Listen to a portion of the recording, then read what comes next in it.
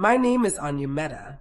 I'm 34 years old, a single mom, and until not long ago, I was the senior project manager at Zephyr Vision, a high-end marketing firm known for landing some of the biggest luxury lifestyle clients in the country. I wasn't just another cog in the machine. I was the engine. I brought in multi-million dollar campaigns, ran six-figure budgets, and built teams that outperformed industry averages for 5 years straight. But success doesn't always protect you, especially not when a new CEO wants to make a point. It all started when our company was bought out by a venture firm. We were promised minimal changes and new opportunities. What we got instead was Carson Ridge, the new CEO. Fresh from Silicon Valley, all swagger and buzzwords. A man obsessed with efficiency, automation, and young blood. You know the type? Always talking about disruption like it's a magic spell that fixes everything. At first, I tried to stay optimistic. I'd survived 2 prior leadership changes. I'd coached new department heads, mentored more junior staff than I could count, and seen fads come and go. I figured this would be no different. I was wrong. From the moment Carson stepped into the office, things shifted. Not immediately, but quietly, subtly. Suddenly, I was being excluded from strategy meetings I used to lead. My budget requests were questioned. My campaign pitches were reassigned to more agile teams, which was code for you're too experienced to manipulate. Then, Carson brought in Elise. Elise was fresh out of college, smart, eager, and terrifyingly naive. I didn't mind training her.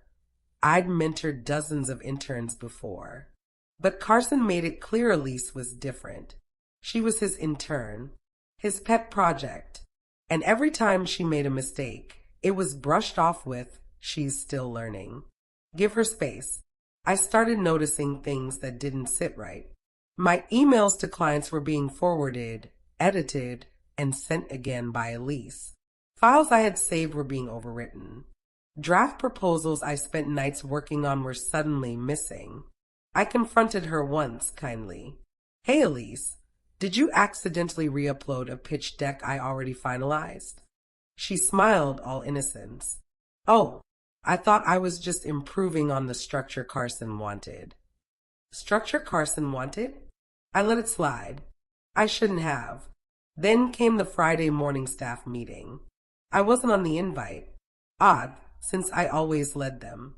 I walked in anyway. Carson paused mid-sentence when he saw me. Oh, Anya, we were just reviewing team restructuring. You should check your email. I did. Sitting in my inbox was a calendar invite titled, Exit Process Review, 11:30 a.m. My blood went cold. At 11:30, I sat across from the HR rep. Her eyes wouldn't meet mine. We appreciate your contributions, Anya, but your position is being phased out as part of streamlining. I laughed, not because it was funny, but because it was surreal. You're replacing me with Elise, I said flatly. Silence.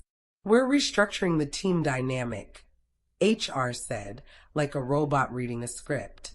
It's not about individuals, except it was about individuals. Elise was young, cheap, easy to mold. And Carson didn't want a woman with a spine pushing back against his half-baked ideas. I was told to clear my desk by end of day. No warning. No transition. Just like that, after 11 years, I was a nobody. I walked back to my office. My team avoided eye contact. Elise peeked out from the break room, but didn't say anything. I could see the guilt on her face and the ambition behind it. But what Carson and Elise didn't know was that I had backups of every campaign I led. I had internal reports showing how my marketing strategies outperformed the industry average by 37%. I had client testimonials saved offline. I had proof of how Carson had pushed through unapproved hires and questionable expense reports. And most importantly, I had nothing to lose anymore. So I didn't go home and cry. I didn't crawl into bed and drown in wine and self-pity. I went home. I made myself coffee. I sat at my kitchen table. and I opened a folder labeled contingency because if Carson wanted to make me disappear, I was going to make sure I took everything down with me first. That weekend, while most people were sipping cocktails or binge-watching crime dramas, I was crafting a real-life takedown strategy. You see, I hadn't just been a project manager. I was the project manager. I knew the workflows, the loopholes, the people, and the pressure points. ZephyrVision had been my professional home for over a decade, and I had watched every shift in leadership, every budget misstep, every rise and fall of the company's internal politics. But what I hadn't shared with anyone, what even my closest work friends didn't know, was that I had been documenting everything.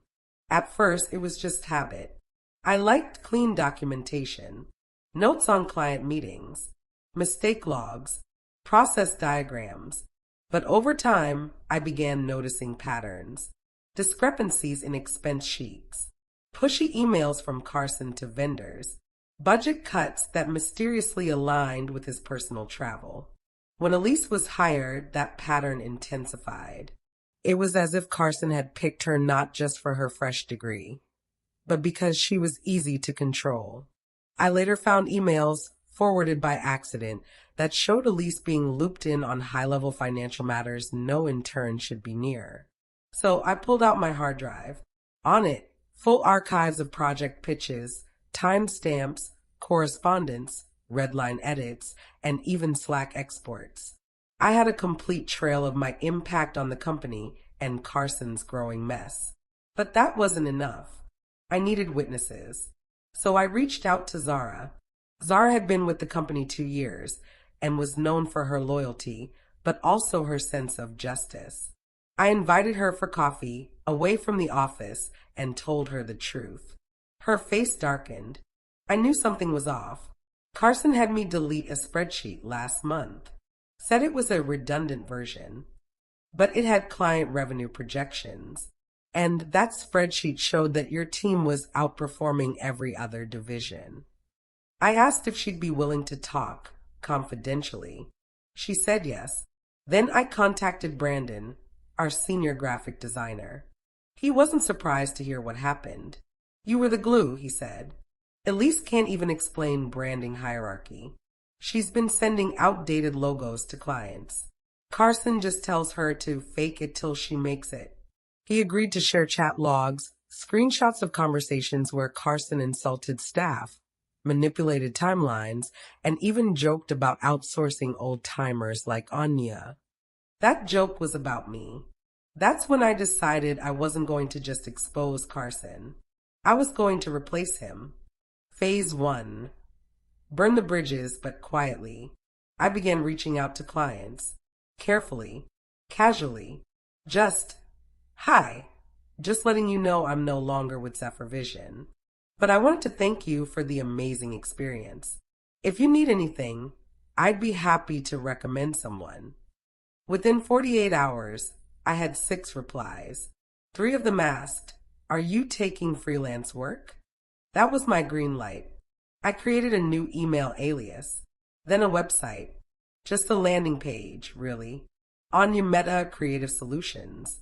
It took me 3 hours, and it was cleaner than ZephyrVision's entire digital footprint. Phase 2.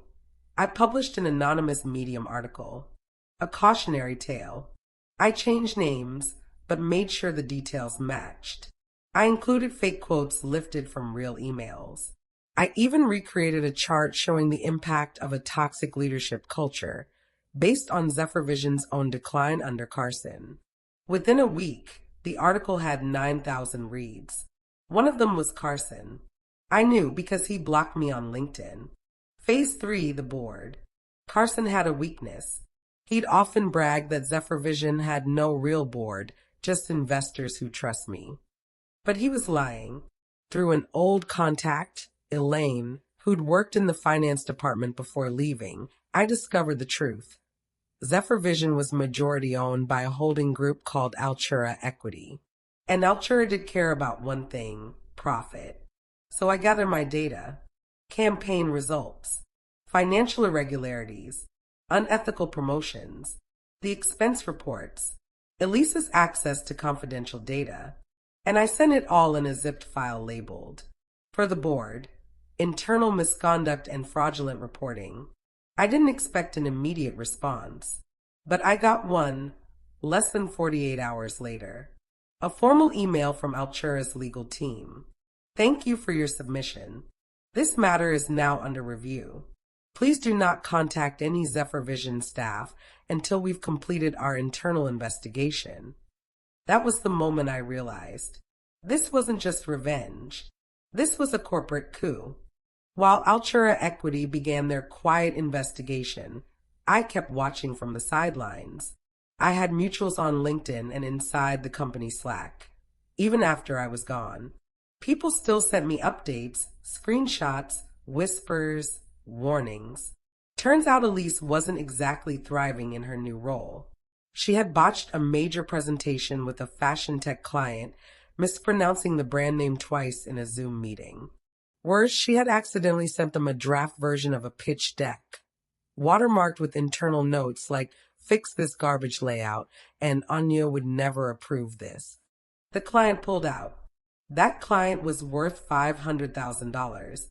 Carson smoothed it over by blaming the transition period. But the truth started leaking. One of the account managers anonymously posted on Glassdoor, "This company just fired their backbone and handed the steering wheel to a toddler. Don't get in the car." Meanwhile, I was thriving.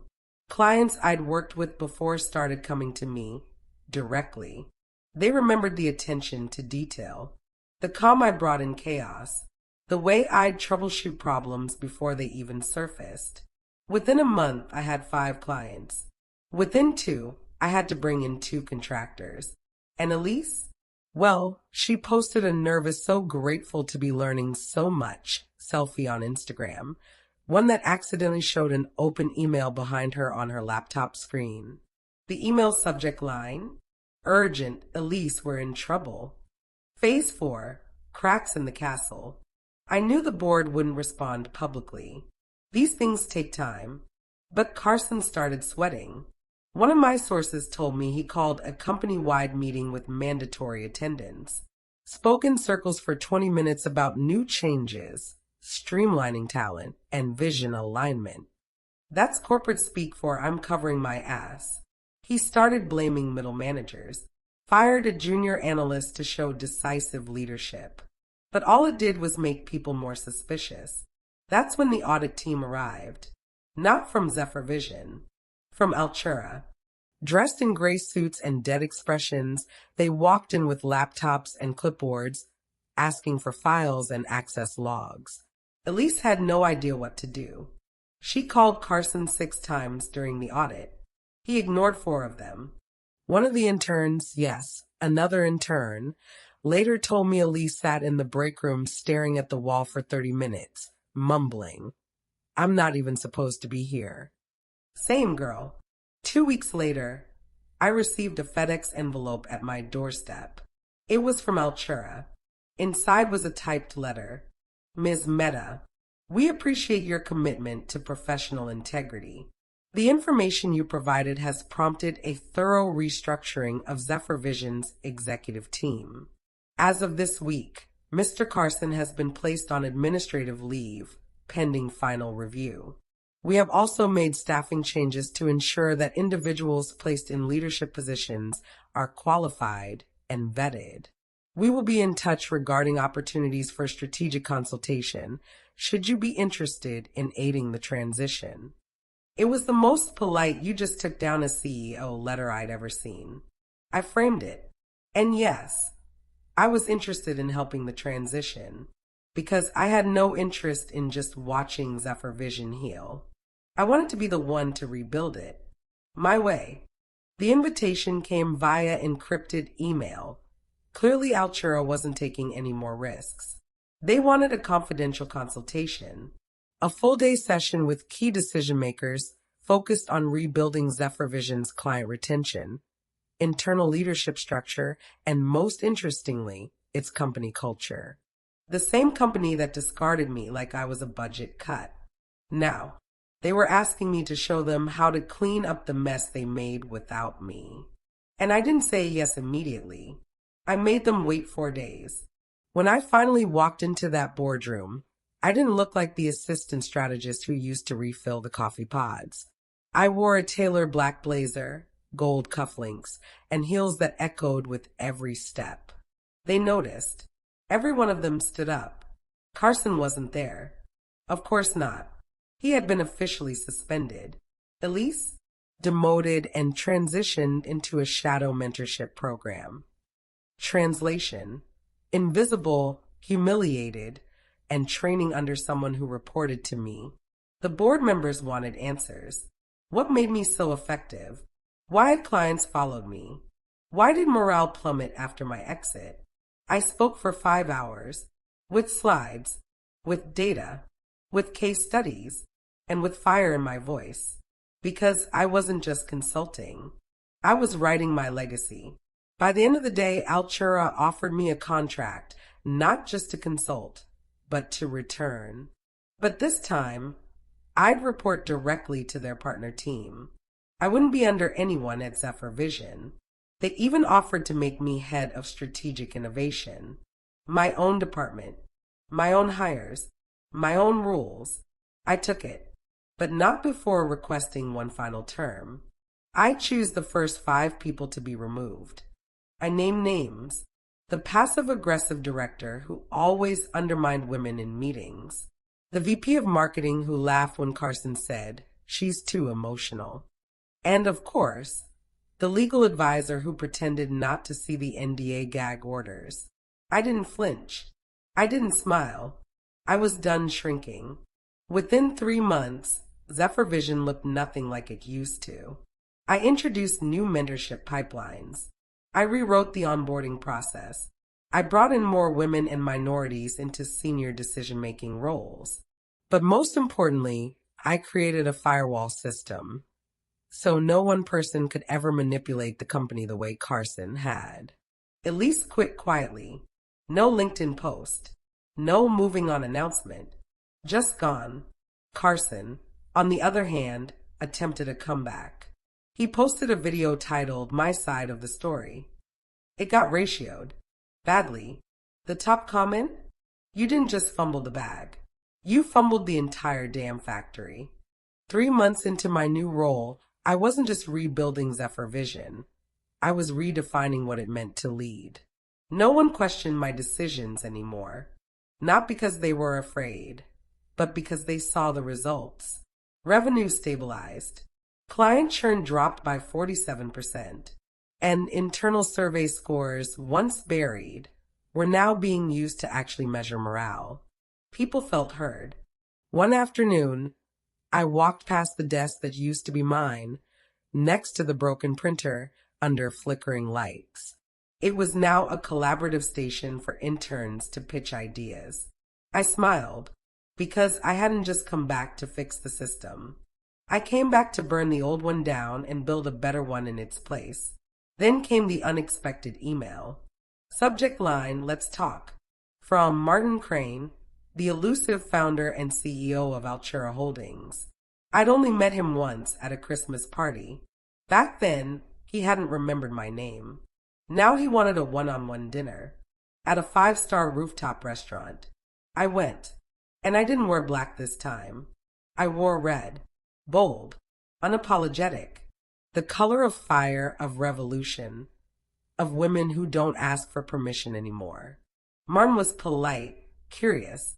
He'd heard of the turnaround. The press was noticing. Even competitors were reaching out to ask, what changed? Then he dropped it. Would you consider stepping into a global role? I blinked.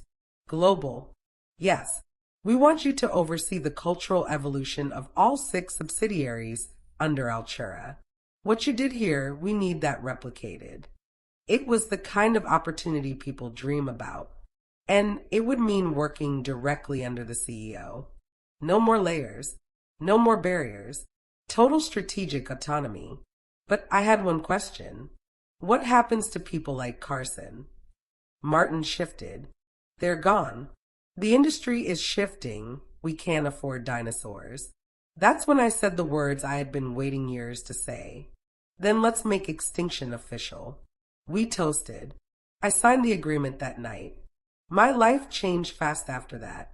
I began traveling, meeting leadership teams in Tokyo, Berlin, Sao Paulo, each with their own culture, each with their own flaws. But every time I walked into a boardroom, I carried the same mission: empower the underestimated, protect the silenced, reward the bold. I implemented anonymous reporting tools, created internal networks for mentorship and support, hired storytellers to document employee journeys so that no one felt invisible again. And every time I met a woman who said, "I almost quit until I heard what you did," I knew it was all worth it. Years passed. The scandal? Forgotten by most, but not by me. I carried it like a flame, never letting it die out, always letting it fuel what came next. By the second year of my global leadership role, I had helped transform 6 companies, trained over 300 leaders, and mentored more than 50 women and marginalized professionals. But I wasn't done, because healing from the past isn't just about reclaiming power. It's about redistributing it. One rainy afternoon, I returned to the building where it all started. Zephyr Vision's old headquarters, now refurbished into a state-of-the-art leadership academy. My idea, my design. It was no longer a place of silence and stolen credit. It was a space where ambition was nurtured, not punished. Where interns weren't sacrificial pawns, but empowered partners. I taught my first masterclass there, standing on the very floor where I was once humiliated. The topic? How to build a career when the system tries to break you. Seats were full, and the woman in the front row. She raised her hand and asked, "How did you know you'd make it?" I smiled. I didn't. I just refused to stay small. A few weeks later, I got an anonymous package at home. Inside was a leather folder, and inside that a resignation letter. From Carson. No note, no explanation, just his signature and a single line handwritten at the bottom. "I underestimated you." I laughed, not because I was petty, but because I had already moved so far beyond him that he was no longer a threat. He was just a footnote in my story. That night, I stood on my balcony, sipping tea, the city lights glowing below. I thought about the girl who once cried in a bathroom stall because someone told her she was replaceable. And I whispered to her, "You were never replaceable. They were just too afraid of what you'd become." Now, thousands of people around the world were learning from me, not just how to survive corporate life, but how to rewrite its rules. And in the end, my revenge wasn't sabotage. It wasn't destruction. It was elevation. I didn't just rise, I took others with me. And there's no better nightmare for the old guard than a woman who does that with a smile.